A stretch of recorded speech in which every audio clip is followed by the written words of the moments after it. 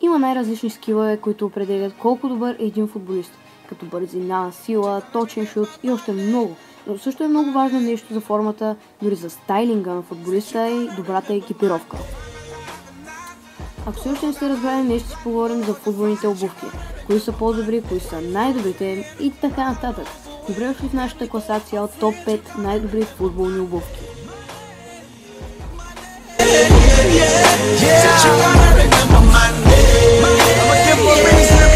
На пето място слагаме Adidas Ace 17 Plus Pure Control. Моделът, който виждате на вашите екрани, се нарича Blue Blast. Светлата комбинация е изключително добре съчетана и прави обувките изключително стилни. Линиите на Adidas са очертани с красиво неоново лилав цвят, а от вътрешната страна са сребристи. Отзад в колона на страни е изписано Pure Control със същия цвят. За жалост, според мнението на множество специалисти, обувките са добри само на външен вид. Проблемът е, че след часове игра идва една мъчителна болка в петата. Затова обувките заемат твърдо петото място в нашата класация.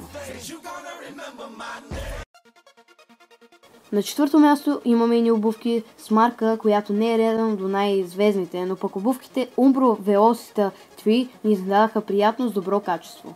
Има възможност да тествам обувките преди седмица и напълно се съгласявам с множеството мнения, че приличат на по-старите F50 Adidas. Въпреки че Umbro са създали модел, приличащ по удобство на по-стари обувки на Adidas, те си имат приличен стил, отличаващ се от вечните лидери в производство на спортни стоки – Adidas, Puma и Nike. Трето място в нашата класация заемат Nike Hypervenom 3 Phantom. Обувките излезли на пазара сравнително скоро, през 2017 година, са едни от любимите ми обувки на Nike. Множеството положителни ревюта и факта, че много футболисти играят с тях, показва, че освен външния вид на Hypervenomите са добри на терена. Ето и нещо, което мислим, че е ненужно в обувките – вътрешното чорапче.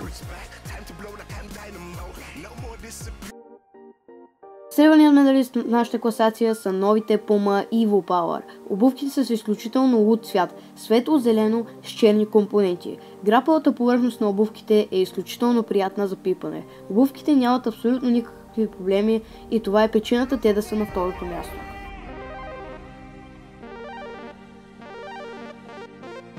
Почетното първо място застават Pure House на Adidas. Цветът е изключително хубав. Обувките се застават точно на краката и нямат абсолютно никакви проблеми.